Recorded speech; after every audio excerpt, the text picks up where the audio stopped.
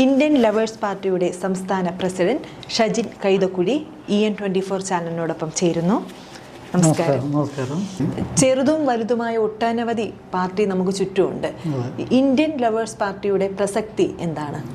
പ്രസക്തി എന്ന് പറയുന്നത് നമ്മുടെ ആധുനിക കാലത്തിനനുസരിച്ചുള്ള ഒരു പ്രവർത്തനം ഒരു രാഷ്ട്രീയ പാർട്ടികളും നടത്തുന്നില്ല. നമ്മുടെ ഭാവിയെ കരുതിയിട്ട് ആരും പ്രവർത്തിക്കുന്നില്ല. ഈ പരമ്പരാഗതമായി സമരം ചെയ്യുക, ജയ് വിളിക്കുക, ഇതെല്ലാം തല്ലിപ്പൊട്ടിക്കുക, കല്ലെറിയുക, ഇങ്ങനെ വന്ന് അതേ പാരമ്പര്യം തന്നെയാണ് ഇപ്പം ഭരിക്കുന്നവരും നടത്തുന്നത്.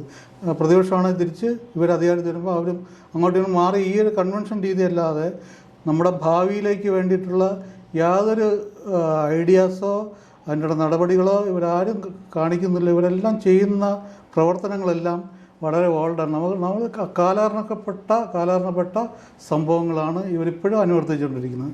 അതിനൊരു മാറ്റം ഉണ്ടാക്കണം. ഭാവി തലമുറയെ കണ്ടുകൊണ്ട് നമുക്ക് പ്രവർത്തിക്കണം. ഇതുപോലത്തെ കൺവെൻഷണൽ രീതികളൊക്കെ മാറ്റി നമ്മുടെ ഇപ്പം ഓൺലൈൻ മാധ്യമമാണ് നമ്മളെ സ്വാധീനിക്കുന്നത്. അപ്പോൾ ആ രീതിക്ക് നമുക്ക് മുന്നോട്ട് പോകാൻ ഒരു ബഹളമില്ലാതെ സൈലൻ്റായിട്ട് ഇൻ്റലക്ച്വൽ ആ ഒരു രീതിയിൽ പോകാനാണ് ഞങ്ങൾ ആഗ്രഹിക്കുന്നത്. അതെ, ഇത് മറ്റേതെങ്കിലും രാഷ്ട്രീയ പാർട്ടിയുമായിട്ട് ഇതിന് യോജിപ്പിലാണോ പോകുന്നത്? രാഷ്ട്രീയ പാർട്ടിയായിട്ട് യോജിപ്പില്ല, ഒരു രാഷ്ട്രീയ പാർട്ടിയായിട്ട്. കാരണം വെച്ചാൽ അവരൊന്നും നമ്മുടെ ഇപ്പം BJP വന്നിട്ടുണ്ടെങ്കിലും അവർ കുറേ കാര്യങ്ങൾ ചെയ്യുന്നുണ്ട്, നരേന്ദ്രമോദിയുടെ നേതൃത്വത്തിൽ ചെയ്യുന്നുണ്ടെങ്കിലും അവരും പരമ്പരാഗത രീതി വിട്ടിട്ട് മുന്നോട്ട് പോകാൻ മടിയുള്ള കൂട്ടത്താണ്. പ്രത്യേകിച്ച് കമ്മ്യൂണിസ്റ്റ് കോൺഗ്രസ്സുകാരൊന്നും പരമ്പരാഗത രീതി വിട്ട് മുന്നോട്ട് വരാൻ അവരൊന്നും ആഗ്രഹിക്കുന്നില്ല. അതേ രീതിക്ക് തുടരുന്നു. BJP ഒരല്പം മാറ്റം ഉണ്ടെന്നേ ഉള്ളൂ. അതുകൊണ്ട് നമുക്ക് ആരുമായിട്ടും യോജിച്ച് പോകാൻ കഴിയില്ല. കാരണം നമ്മുടെ നയങ്ങളും പരിപാടികളുമായിട്ട് ഇവർ യോജിക്കില്ല. അവർ നമ്മളോടും നമ്മൾ അവരോടും യോജിക്കില്ല. നമുക്കെന്താ വ്യക്തമായ കാഴ്ചപ്പാടുണ്ട്. നമ്മുടെ ഭാവി കേരളം എങ്ങനെ ആയിരിക്കണം, ഇന്ത്യ എങ്ങനെ ആയിരിക്കണം എന്നുള്ളതിന് വ്യക്തമായ കാഴ്ചപ്പാട് നമുക്കുണ്ട്. അതുമായിട്ടാണ് ഞങ്ങൾ മുന്നോട്ട് പോകുന്നത്. മുന്നോട്ടുള്ള പ്രവർത്തനങ്ങൾ എങ്ങനെയാണ് കാണുന്നത്? ഞാൻ മുഖ്യമായും നമ്മളിപ്പം ഓൺലൈൻ യുഗത്തിലാണ്. അപ്പം ഓൺലൈൻ മാധ്യമങ്ങളെ പ്രയോജനപ്പെടുത്തി നമ്മുടെ കാര്യങ്ങൾ പറയുക, ആൾക്കാരെ കൺവിൻസ് ചെയ്യുക, അവരെ ബോധ്യപ്പെടുത്തുക, അവരെ ഒപ്പം കൂട്ടുക, യാതൊരു ബഹളങ്ങളോ സമരങ്ങളോ ഒന്നുമില്ലാതെ നമ്മുടെ കാര്യങ്ങൾ.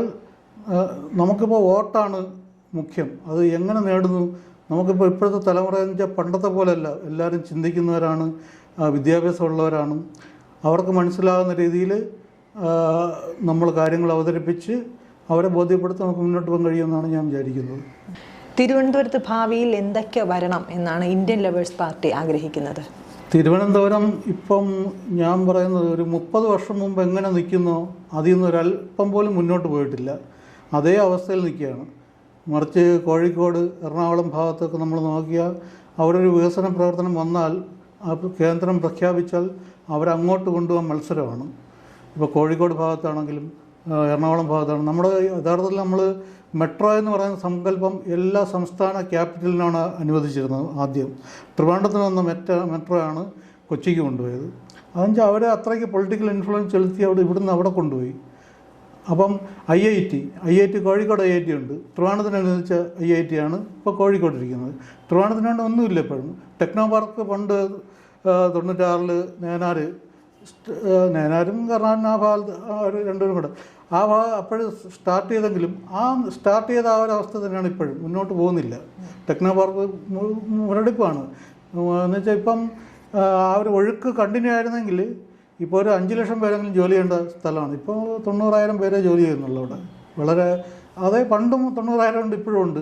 അങ്ങോട്ട് ഇനി കുറയുന്നല്ല കൂടുതൽ എനിക്ക് പ്രതീക്ഷയില്ല. കാരണം അത്രയ്ക്ക് അവഗണനയാണ് ഇവിടെ നേരിടുന്നത്. തിരുവനന്തപുരത്ത് ഹൈക്കോടതി ബെഞ്ച് വരണമെന്ന് താങ്കൾ ആവശ്യപ്പെട്ടിട്ടുണ്ടായിരുന്നു. ഞങ്ങൾ ആവശ്യപ്പെട്ടു എന്ന് മാത്രമല്ല, എല്ലാ സ്റ്റേറ്റ് ക്യാപിറ്റലിലും ഹൈക്കോടതി ബെഞ്ച് ഉണ്ട്, നിലവിലുണ്ട്. അപ്പോൾ ട്രിവാൻഡ്രത്തിന് അത് ആവശ്യമാണ്.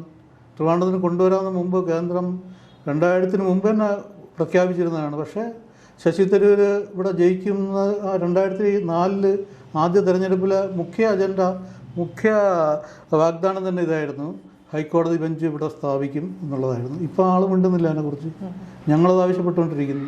അടുത്തത് വിഴിഞ്ഞം തുറമുഖത്തിനെ കുറിച്ച് താങ്കൾ പറഞ്ഞല്ലോ, അതിനെക്കുറിച്ച് എന്താണ് പറയാനുള്ളത്? അതെ, വിഴിഞ്ഞം തുറമുഖം എന്ന് പറയുന്നത് ഇപ്പം നമ്മൾ ഇപ്പോൾ ഒരു 30 കൊല്ലത്തിന് ഇങ്ങോട്ടുള്ള വികസനം നോക്കിയാൽ പ്രകൃതിയാണ് ട്രിവാൻഡ്രത്തെ വികസിപ്പിക്കുന്നത്. എം പിമാരെ എം എൽ എമാരല്ല.